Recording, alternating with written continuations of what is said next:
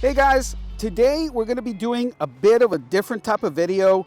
Canfish fishing cam from Chasing. They sent me this underwater camera right here. It's designed specifically to see what the fish are doing when they're biting underneath the water.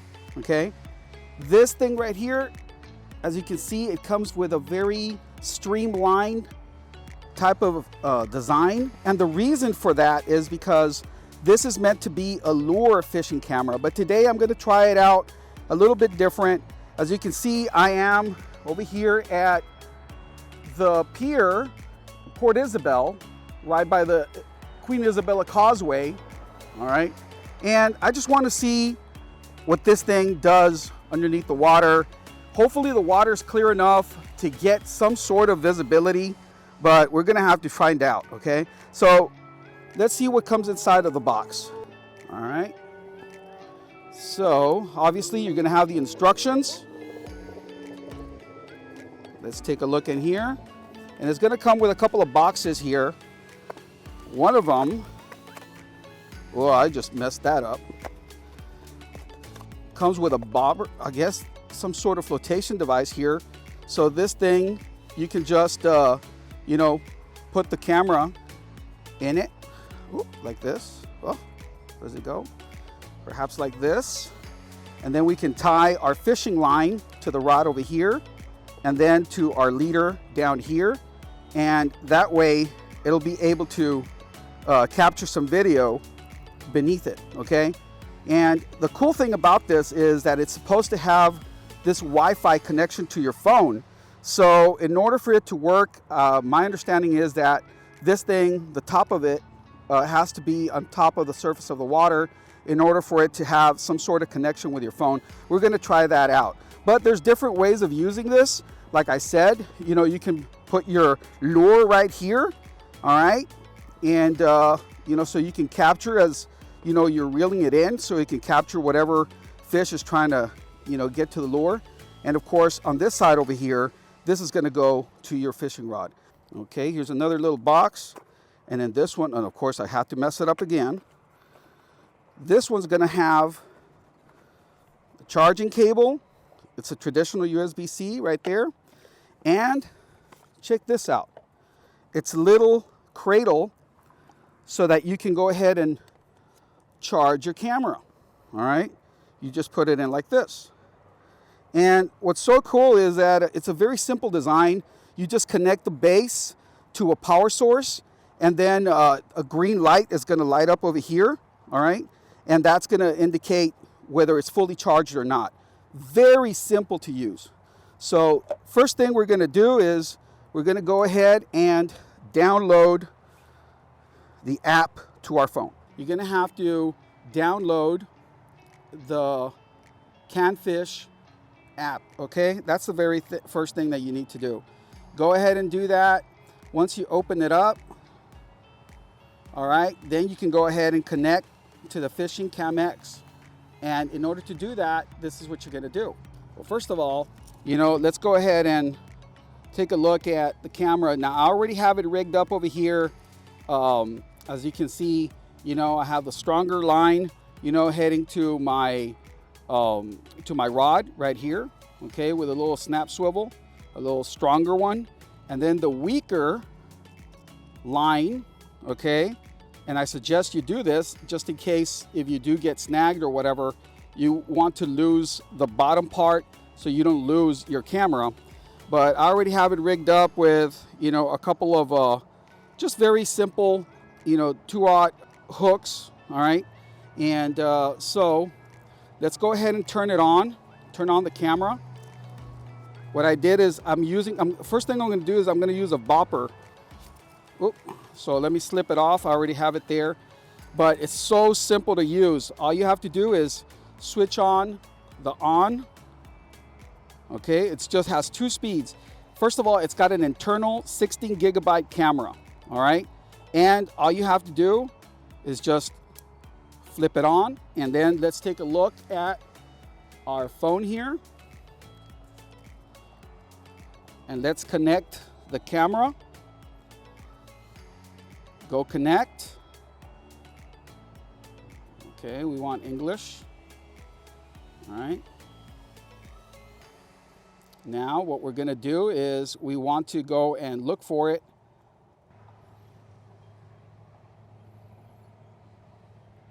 And there's our camera right there. All right, I don't know if you can see it. I am recording on the phone, so hopefully I'll be able to see that, but there you go. All right, and there it is. This is actually from the camera. So it is connecting live right here, okay? Now, I'm just gonna let it hang right there. Woo! There it is. You can see it. It's doing its thing, and it's still connected. Now, right up here, you're gonna see that it's recording, and you have different ways of controlling the recording. So right here, I stopped it by hitting this record right here down at the bottom. If I hit it again, it's gonna start recording again. And so you can set the recording duration. Well, first of all, you have to stop it, but you can set the recording duration. You have manual and default. It's still 3 minutes, but you can go ahead and adjust whatever recording duration you want, okay? And so I'm going to leave it like that. So you can leave it automatically. When it turns on, it's going to be recording, or like I said, you can go ahead and control it manually like I'm doing right now. So my understanding is that that other part, the end of the camera, has to be on the top, on the surface of the water, so they can still have some sort of connection to your phone. All right, so let's give it a try. Oh my goodness, I am nervous. I'm going to put my phone right here next to me. I hope it doesn't fall. I'm always nervous, man, out here at the pier. I am really out of my element. Do is maybe bring it up, remove the flotation bopper, and just let it drop down to the bottom and see how that works. Maybe we'll get a different angle. We're gonna make some adjustments. Gonna change the 2-ounce pyramid weight, and we're gonna go with something a little stronger to go ahead and resist that current. So we got southeast winds. The current is kind of strong because the tide is coming in. So I'm scared of getting my camera snagged somewhere, okay? And that's why I'm casting along with the current, okay? So that it can move away from me. However, these folks actually got some bites, but it's right underneath the pier, okay? And I'm really contemplating, man. I came here to get some shots, man, but I don't want to lose the camera, you know? So I don't know. Sometimes you just got to risk it, right? I'm going to give it a try. I'm going to send it to the other side, and I just hope it doesn't get snagged. So let's give it a try. I am nervous. Hope nothing bad happens. Here we go. Maybe what I'll do is I'll just babysit it this time around. And the other thing I'm concerned about is, you know, with that camera, I don't know if I'll be able to tell if anything actually bites because of the camera, because of the weight of the camera. You know how you have that sensitivity. But yeah, let me show you with this other camera right here. I don't know if it'll show, but the line, you see the current is traveling pretty fast. So who knows what's going on down there right now.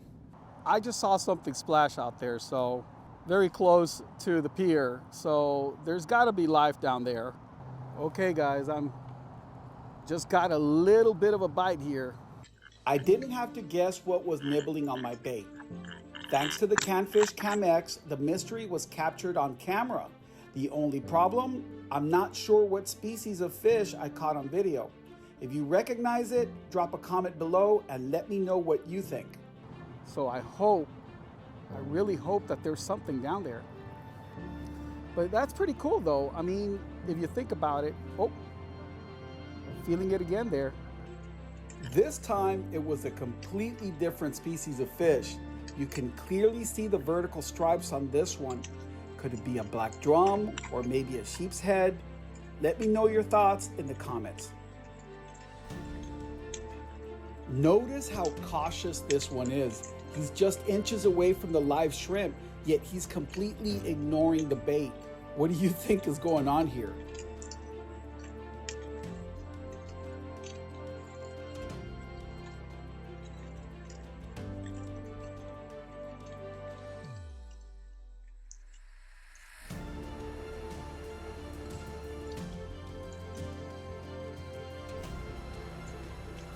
The murky water made it tough for the camera to capture clear footage, but I'm still amazed by what it managed to reveal.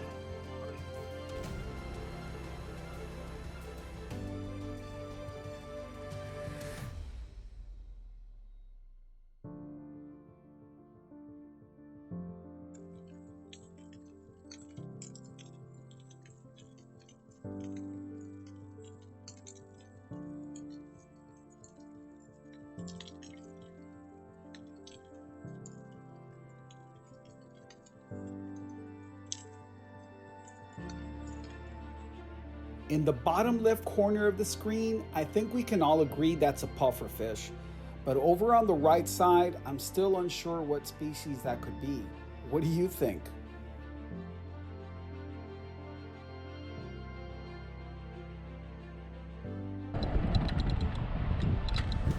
Son of a biscuit. My worst fear came true while fishing beneath the pier. My line got snagged and I was at risk of losing my camera.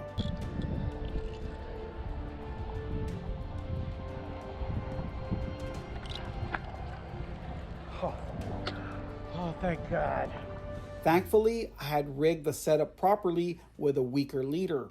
That saved the camera and I only ended up losing the spider weight. Do you want to hear something really messed up? Battery died. The battery died. So I'm really pissed off, you know, but what I'm gonna do is I'm gonna chill out and I am going to charge it up. And I hope that some of this was recorded before the camera died. Okay guys, so like I had showed you earlier, here's a little base, okay? And with my Enjoy Nook power station, gonna hit the DC to power up this little area right here. DC output is on. DC output is on. And so just make sure that the camera's not wet. I already went ahead and I dried it up.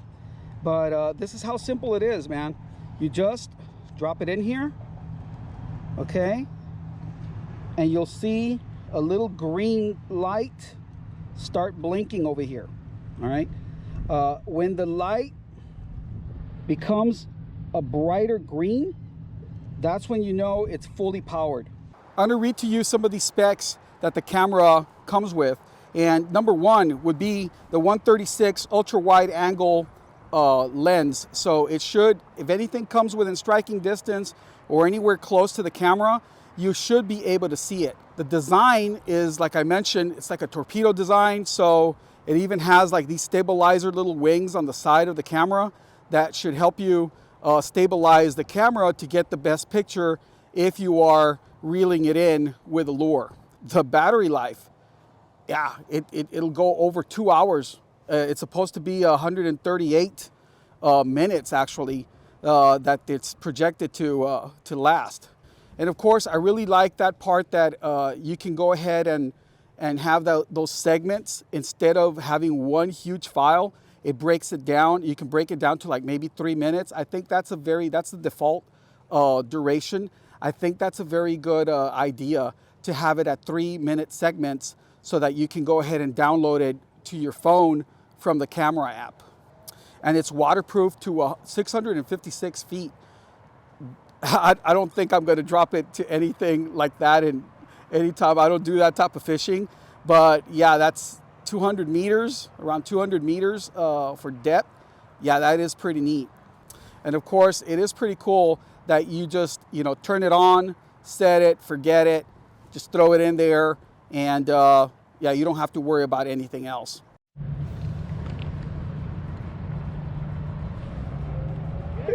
It hit it. Yeah, but I think it got loose. Or maybe not. I don't know. Yeah, I think it got loose.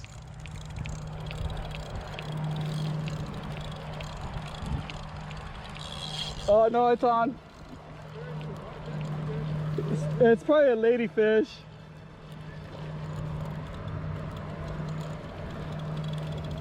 It's a big ladyfish. No, not that big. Yeah, we're getting skunked, but well, it's a ladyfish. It's nothing special, but I don't know. Maybe we can use it for cut bait, right? As luck would have it, I actually hooked a fish, but the camera wasn't on. I had to wait 2 hours for it to recharge, but that didn't stop me from fishing in the meantime.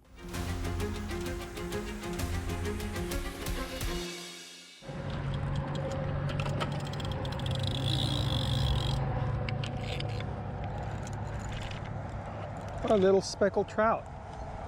Check it out, guys. An undersized little trout out here. But oh, no. Oh, watch out, boy. Let's get you in the water. If only I had the camera. But there it is. Let's go back in. Awesome. Okay guys, so it's full-blown darkness out here at the pier.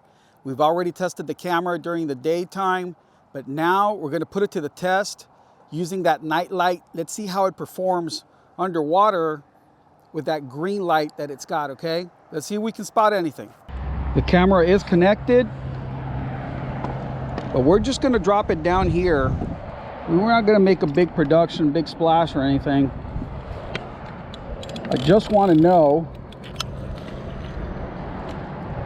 what we're going to see once it hits the floor. And that's about it. We're just going to leave it there. Let's see what happens. Whether we catch something or not, the whole goal is to see what is living down there and what's happening, okay? Pick it up. Pick it up. Where's the light? It's right there, look. That's all you, Bubba. Oh, you're gonna eat good tonight. Congratulations. I discovered that as an extrovert, making friends at the pier comes naturally. These young folks were having a great night and it was fun connecting with them. Meanwhile, the Canfish Cam X was busy recording with its nighttime light. I went through the footage later and I didn't spot a single fish or get a single bite. That said, the camera performed flawlessly every time I opened the app, so no complaints there.